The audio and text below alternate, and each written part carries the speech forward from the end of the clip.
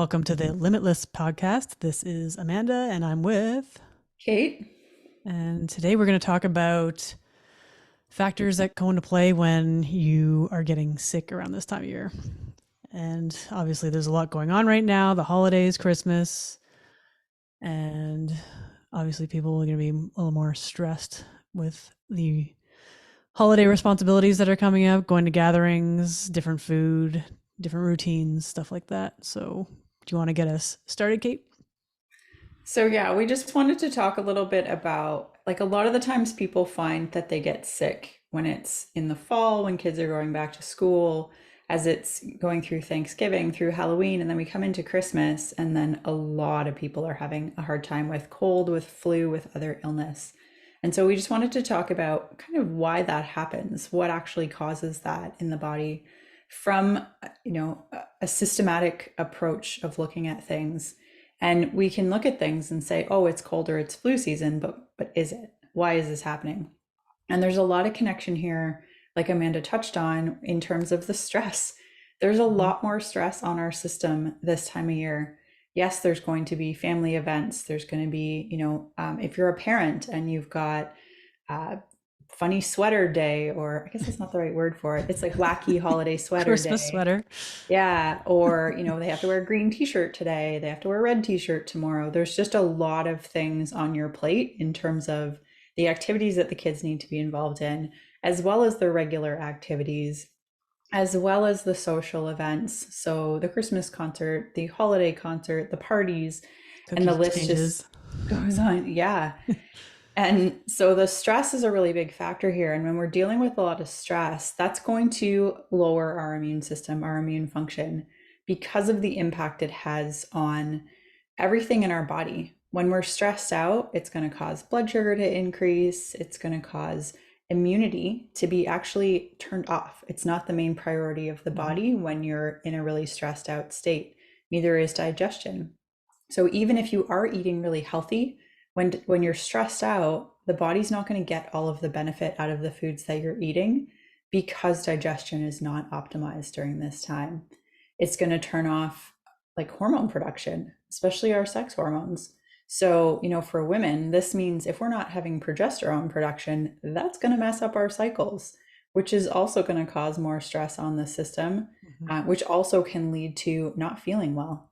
Our sleep is impacted, our cravings are impacted, so many things are impacted systematically when we're in a stress state. And optimal health is not going to be as easy to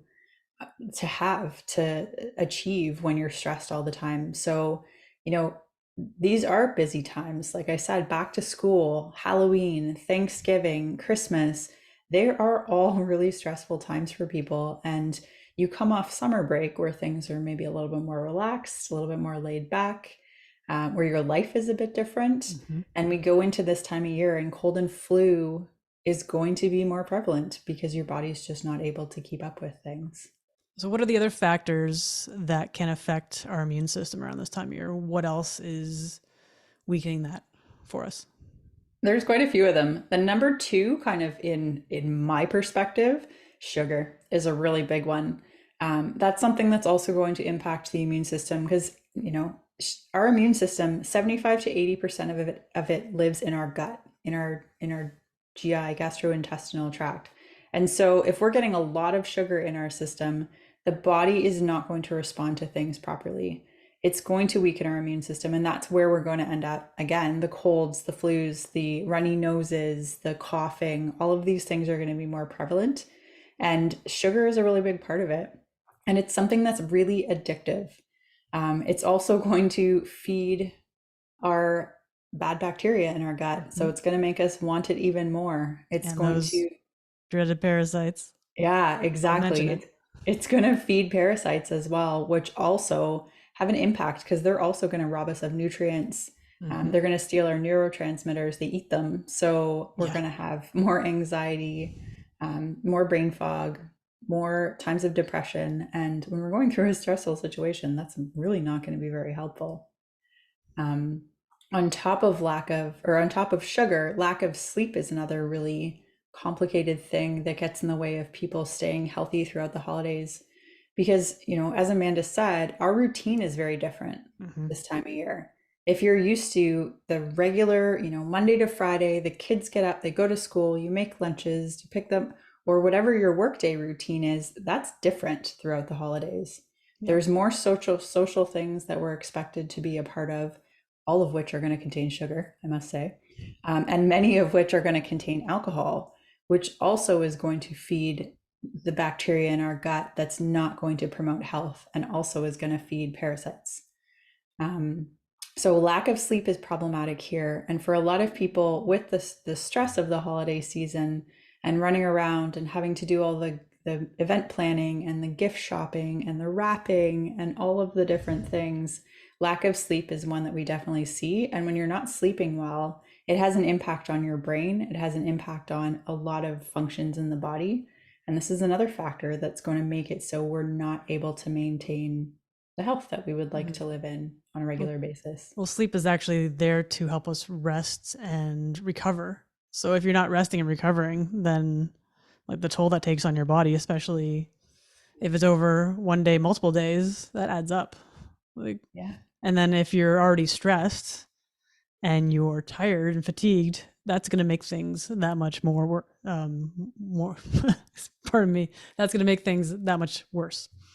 Yeah, absolutely. I mean, they say that when you're not getting enough sleep, even I think it's one night of sleep of not getting what you should be getting, it's like the cognitive impairment is is relatable to having alcohol, which Mm-hmm. is crazy. Well, that's why So they mentioned that around this time of year as well. Like it's the equivalent of being inebriated and drunk behind the wheel because it does yeah, impair you that much. yeah, exactly. So sleep is another factor. So we've talked about stress, we've talked about sugar, we've now talked about sleep.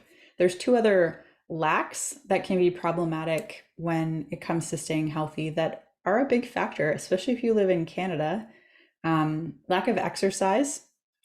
Exercise, I mean, our routine is different. If you play on a sports team, a lot of the times those teams take a break throughout the holidays.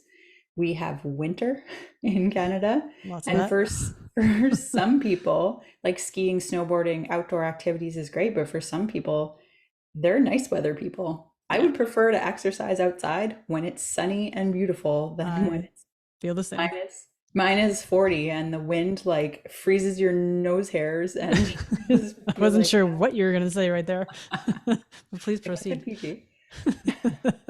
So lack of exercise and paired with that, as I said, living in Canada is lack of vitamin D and Hmm. sunlight.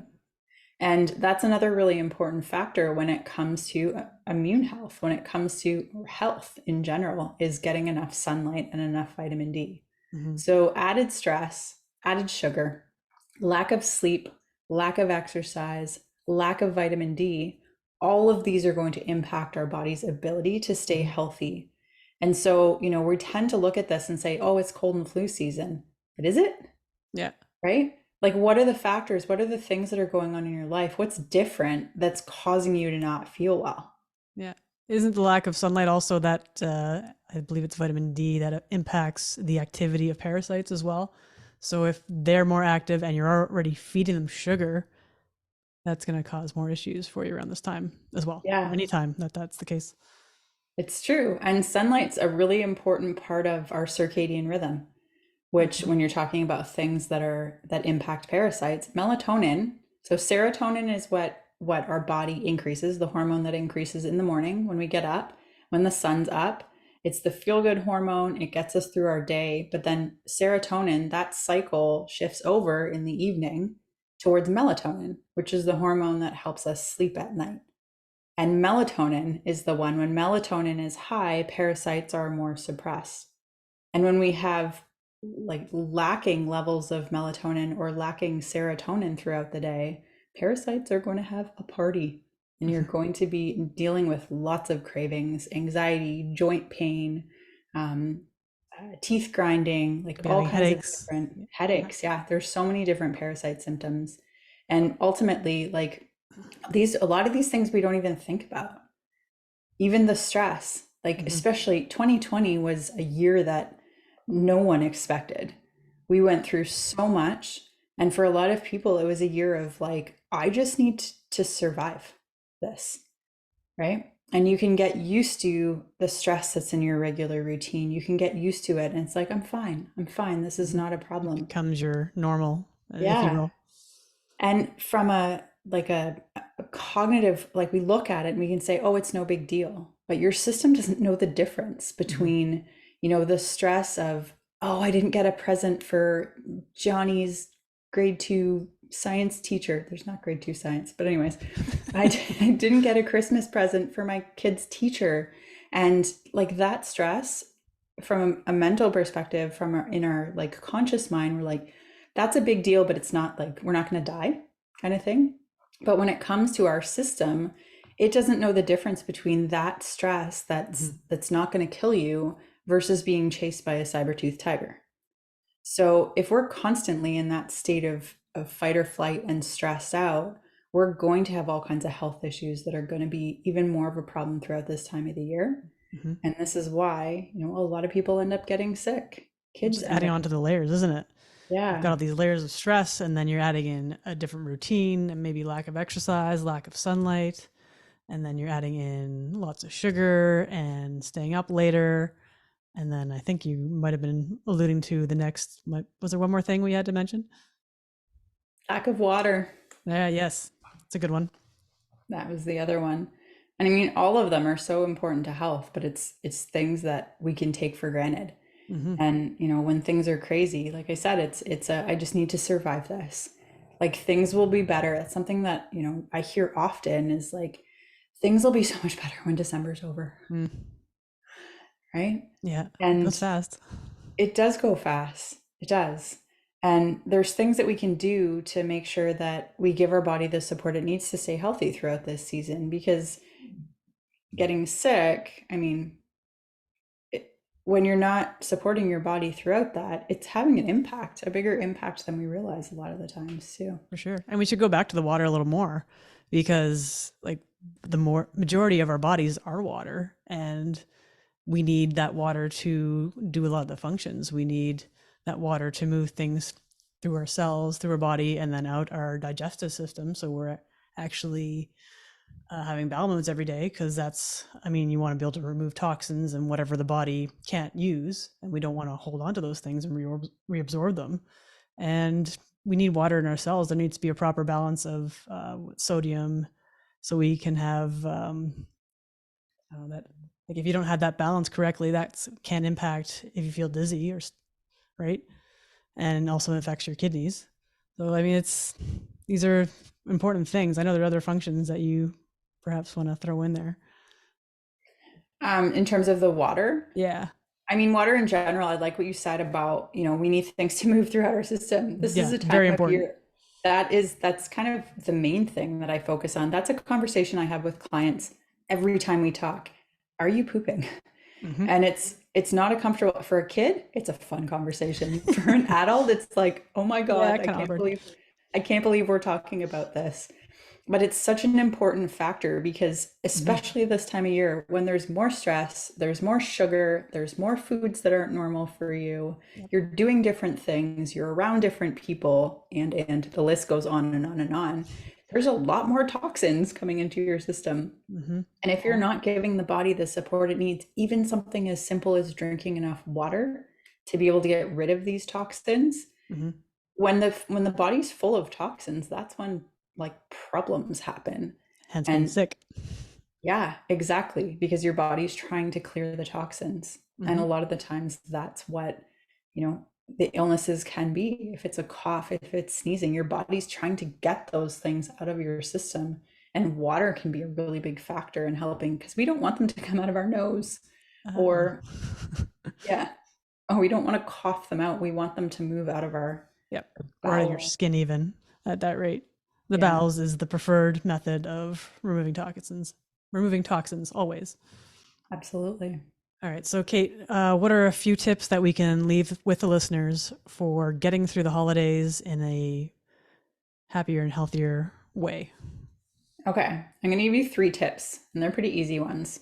So when we were talking about sugar, this also ties into stress as well. But when you're going out to a social event or a family event, A lot of the times we'll hear people say, like, I didn't eat all morning because I wanted to have enough room for dinner for Mhm. what's going to be coming around later. Especially going into it knowing that there's going to be pie, there's going to be cookies, there's going to be all these, fun treats and foods. But ultimately, if you can go into the event not starving, you're not going to be mowing down on everything that's not nailed down, and you're going to feel better after. When I was a kid, my dad used to sleep on the dining room carpet after dinner because he would eat so much. So if you go into it and you can have some protein, that's going to be your most satiating thing that you can eat before you go for an event. So if it's, having scrambled eggs, if it's having hard boiled eggs, if it's having A good um, steak. good steak, Yeah. if it's having some chicken, whatever it is, getting some protein into your system is going to mean you're not going to show up ravenous and wanting everything that you see. Number two, water. We talked about water. If you're having alcohol, if you're having other beverages throughout the events or the social things that you're going to, family things that you're going to, still make sure you're getting lots of water. I mean, that's going to give your body so much more benefit. Even if you're having those other things, Hmm. you're just going to have a much better situation if you're doing that versus just having the alcohol or the eggnog or, the hot chocolate or whatever it is that you're consuming. Um, and then the last one that I wanted to say is movement. I know it's a really busy time. I know your regular routine may not be what it normally is, but even just going out for a walk, this can be something that you can do with the family. This can be something you can do by yourself.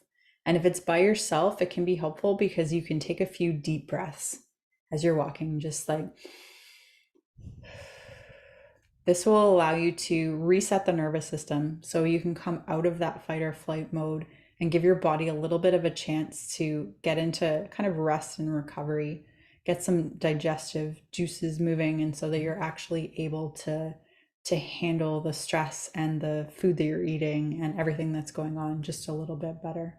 And if you're doing it outside, you're also getting vitamin D. So that's another Hopefully. benefit. Yeah. Yeah, those are great tips. And I like that they're very easy to do and add into whatever your holiday routine happens to be. So I guess we should wish the listeners all the best in the holidays. Have a happy and safe one.